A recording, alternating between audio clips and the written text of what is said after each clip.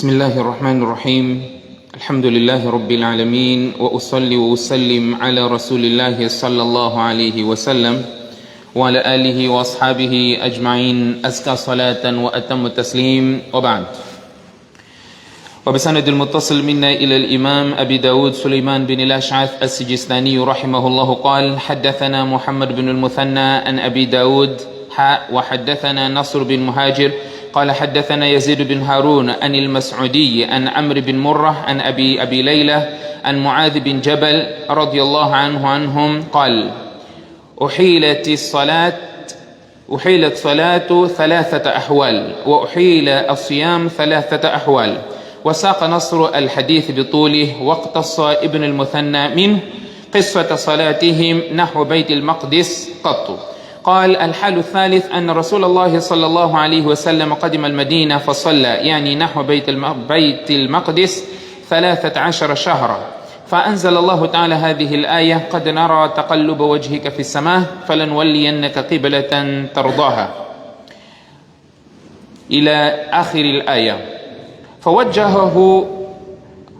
فوجهه الله تعالى إلى الكعبة. ثم حديثه وسمى نصر صاحب الرؤيا قال: فجاء عبد الله بن زيد رجل من الأنصار وقال فيه فاستقبل القبلة قال: الله أكبر الله أكبر أشهد أن لا إله إلا الله، إلى آخر الحديث. Estimados irmãos, nós falamos na lição passada o tema relacionado com o início do adhan e falamos também de como o adhan tinha que ser feito e falamos também do iqama. Hoje vamos falar no hadith, na mesma sequência do hadith, vamos falar as etapas que modificaram o cumprimento do salah, assim como o jejum. O que isso significa? Significa que o salah foi modificado. Não era assim como nós hoje fazemos, desde os primórdios do Islã. Portanto, houve uma modificação que iremos abordar nesta nossa lição de hoje. Portanto, este hadith foi narrado por Mu'adh bin Jabal, radiyallahu anhu. Ele diz que o salah, Mu'adh bin Jabal está a narrar, o salah passou por 3 etapas. Assim como o jejum também passou por 3 etapas. Portanto, o narrador, que é Nasr, ele relatou o hadith, não é, completo, aquilo que era propósito, e de acordo com a narração de Ibn al-Muthanna, a história, ele narrou a história de fazer do profeta sallallahu alaihi wasallam ter feito o salah direcionado a Beit al-Maqdis. Portanto, antes de nós entrarmos nestes pormenores do hadith, as etapas do salat. Quais são essas etapas do salat? Quando é que o salat foi instituído? Quando é que o salat foi instituído? Isso nós sabemos. Quando é que foi? Ninguém sabe. Quando é que o salat tornou-se obrigatório? No Mi'raj. Mi'raj aconteceu 1 ano e meio ou 3 anos antes de Hijra. O profeta sallallahu alaihi wasallam, antes de Hijra, estava onde? Em Meca. Portanto, o Mi'raj aconteceu, de acordo com uma narração, 1 ano e meio, outra narração havia até 3 anos que aconteceu o Mi'raj. Já existia salat. Já existia. Existia salat. Mas não era fard. Porque o fardiyat de salat aconteceu no Mi'raj. Portanto, tem surat, por exemplo, surat Alaq. Nós conhecemos aquela passagem quando o profeta sallallahu alaihi wasallam estava em Meca e o Corão faz menção, diz: Ara'ayta alladhi yanha 'abdan idha salla. Não olha para aquele que impede o servo de rezar? Salat, está-se a falar de salat. Os versículos do Corão em Meca, salat, havia salat antes do Mi'raj. Portanto, o profeta sallallahu alaihi wasallam, conforme o Corão menciona, فَصَبِّحْ قَبْلَ طُلُوعِ الشَّمْسِ وَقَبْلَ غُرُوبِهَا. Uns dizem que fazia somente 2 salates. Outros dizem que era 3 salates. Não era salat em congregação, nem era salat obrigatório, mas havia salat. Quando o profeta sallallahu alaihi wasallam foi para Mi'raj, aliás, esses salats eram dois rakats. Eram dois rakats, conforme o hadith autêntico. Eram dois rakats. Ao amanhecer e ao anoitecer. Ou de manhã e antes do sol se pôr. Outra narração. Eram dois rakats. Quando o profeta sallallahu alaihi wasallam vai para o Mi'raj, quantos salats foram instituídos? 50 salats. Vai e vem, até tornou-se 5 salats, que ficaram estabelecidos 5 salats. Mesmo assim, esses 5 salats também eram dois rakats. Sabiam? Sabiam disso? Não? Chocado? Sabia? Era bom aquele tempo. Dois rakats. Eram dois rakats. Uns ulamás dizem que, com exceção de Maghrib, que era 3 rakats. Uns dizem que eram todos os salats, eram dois rakats. Quando o profeta sallallahu alaihi wasallam emigrou para Medina, aí foram estabelecidos os 5 salats nos seus devidos momentos, obviamente, conforme o hadith que falamos quando Jibril veio e mostrou o horário do salat. E não só os salat Zuhr, Asr e Isha passaram a ter 4 rakats. Portanto, essas são as etapas do salat. Ainda, quando estavam já em Medina, quando se fazia o salat em congregação, não havia como chamar as pessoas para virem para o masjid para fazer salat em congregação. Então, várias posições, o profeta sallallahu alaihi wasallam disse: eu até tenho o desejo, a ansiedade do profeta sallallahu alaihi wasallam era esta, não é, de alguém estar numa posição alta das fortalezas, chamar para as pessoas irem para salat, para verem que é hora de salat. Portanto, fazia salat em congregação. E este salat em congregação, os que começassem com o profeta sallallahu alaihi wasallam faziam juntos. Mas quem viesse atrasado, neste tempo ainda era permissível falar dentro do salat. Quem atrasasse, chegava, perguntava: quantos rakats já fizeram? Ele dizia 2 ou 3. Então, ele primeiro fazia os 3 rakats dele, depois juntava-se ao profeta sallallahu alaihi wasallam. Mu'adh bin Jabal, radiyallahu anhu, veio um dia atrasado e ele disse que eu não vou deixar de fazer salat com o profeta sallallahu alaihi wasallam, não vou perder essa oportunidade de fazer salat com o profeta. Então ele imediatamente juntou-se ao profeta sallallahu alaihi wasallam na posição que o profeta sallallahu alaihi wasallam estava. Quando o profeta sallallahu alaihi wasallam terminou o salat, então ele terminou os rakats que ele havia perdido. Então o profeta sallallahu alaihi wasallam elogiou este ato de Mu'adh, e o hadith aqui a falar claramente, o profeta sallallahu alaihi wasallam elogiou o ato de Mu'adh e disse que tinha que ser daquela forma. O salat, para quem perdesse o rakat, tinha que ser daquela forma. O que isso significa? Antes desta prática de Mu'adh, não havia esta obediência, todos atrás do imam, fazer exatamente a mesma coisa que o imam estava a fazer. Por quê? Porque cada um estava a pagar os rakats que ele perdeu. Falando disso, muita gente não sabe como se paga os rakats perdidos. Muita gente não sabe como juntar o imam no salat. Muita gente chega, o imam está no ruku, sabe que quando ele perde o rakat, ou não encontra o imam no ruku, ele vai para o ruku enquanto o imam está voltado do ruku, ele perdeu aquele rakat. Então, o hadith diz: se você encontrar o imam numa posição, faça aquela posição. Mas quando você se junta ao imam, o imam está no ruku, você primeiro tem que fazer o qiyam. Lembra que nós falamos disso quando estamos a falar de erros no salat? Você encontrou o imam no ruku, você tem que fazer takbiratut tahrima, Allahu Akbar, e ficar em pé por um tempo. por mais que seja só 3 subhanallah, mas tem que ficar em pé. Depois vai para o ruku. Se você encontrar o imam no ruku, tudo bem. Você encontrou aquele rakat. E se não encontrar, você vai fazer tudo com o imam, depois você vai repor, começando com aquele rakat que você perdeu. Então, se você perdeu um, vai fazer mais um. Se perdeu 2, vai fazer mais 2. Se perdeu 3, vai fazer 3. Portanto, é a questão de saber como completar o salat. Portanto, o problema, até vemos muitas senhoras, quando vão fazer salat no masjid, quando encontram o imam já fez alguns rakats, elas fazem sozinhas. Por quê? Porque não sabem completar salat, completar os rakats que perdeu com o imam. Não sabem. Muitos homens também não sabem fazer. Esse é um facto. Muitos.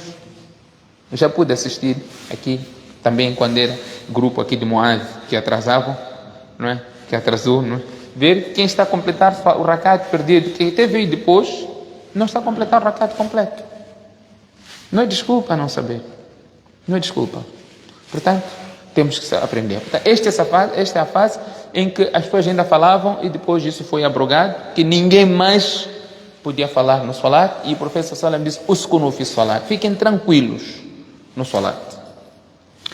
E outro momento é relacionado ao qibla. Qibla.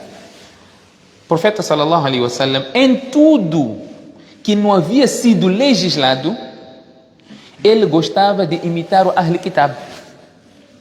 Em tudo que não havia sido legislado, ele gostava de fazer como os Ahl Kitab faziam. Quem são Ahl Kitab? Os judeus e cristãos. Aquilo que eles faziam, naquilo que não foi revelado ao profeta, não foi instituído ainda na religião, ele gostava de imitar Ahl Kitab. Então, o Qibla dos judeus era Beit al-Maqdis, Aqsa. Então o profeta sallallahu alaihi wasallam, ainda em Meca, fazia salat em direção para Beit al-Maqdis. Só que em Meca, o profeta sallallahu alaihi wasallam parava na parte sul do Kaaba, Masjid al-Aqsa estava na parte norte, então no meio, entre Masjid al-Aqsa e o profeta sallallahu alaihi wasallam, também estava o Kaaba. Nós sabemos que Meca está na zona sul da Arábia Saudita. Medina, comparando com Meca, está na zona norte. Mas quando o profeta sallallahu alaihi wasallam vai para Medina, aí não tinha como ter o Kaaba no meio para direcionar para Masjid al-Aqsa. Portanto, o profeta sallallahu alaihi wasallam direcionou para Masjid al-Aqsa, na direção de Masjid al-Aqsa, em Medina. O Meca está aqui atrás.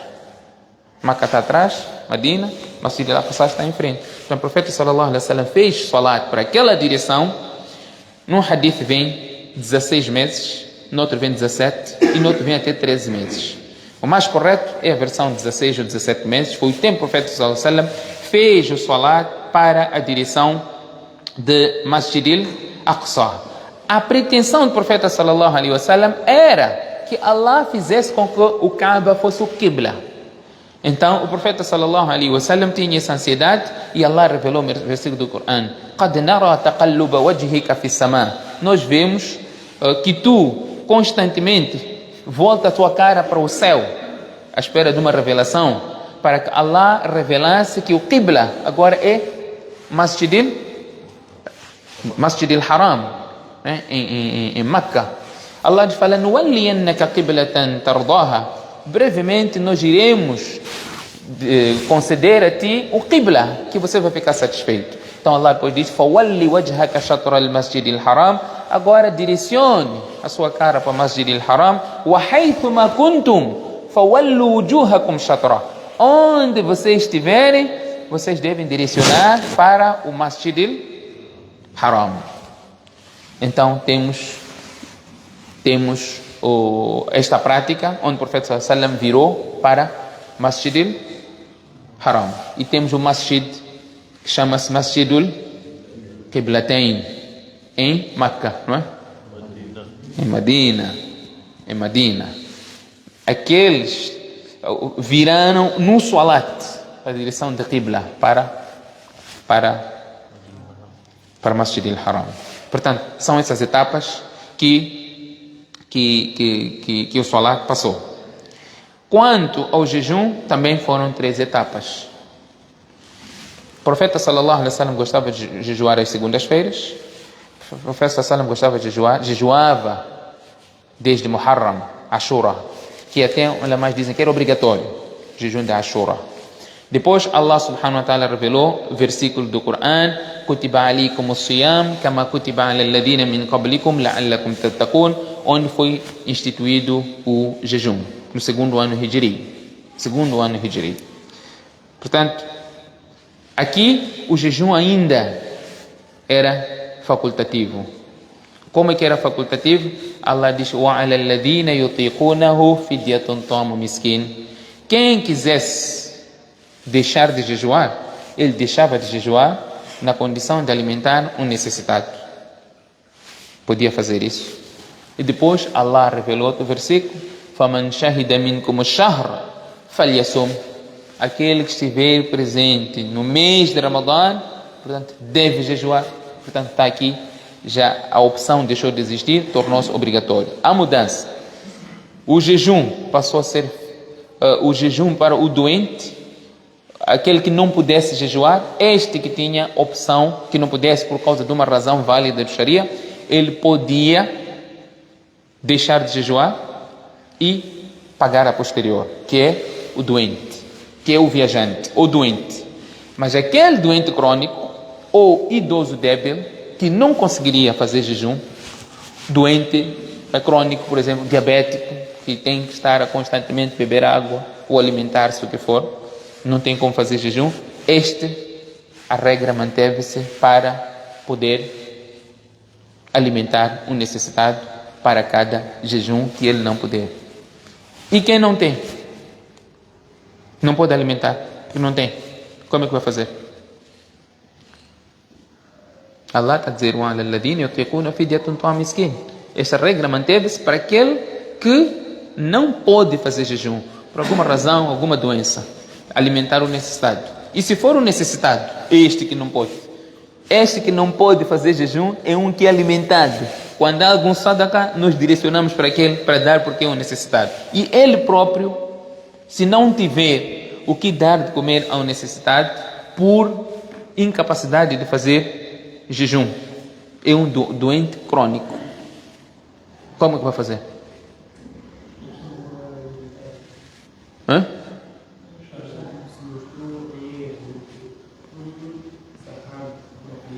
O que tem que fazer? Sim.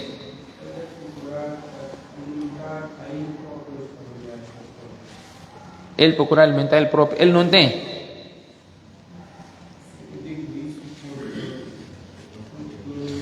A resposta é simples. Eu sei qual é o hadith que é mencionar. Se ele não tem, não tem. Acabou. Não tem, não consegue fazer jejum e não consegue alimentar. Ponto final. Não há nada. Allah não sobrecarrega quem não tem capacidade. Você não tem capacidade de fazer. Não tem como alimentar. Você não tem como fazer. Ali que vem o hadith, é aquele sahabi que envolveu sexualmente com a sua esposa enquanto estava de jejum de Ramadã.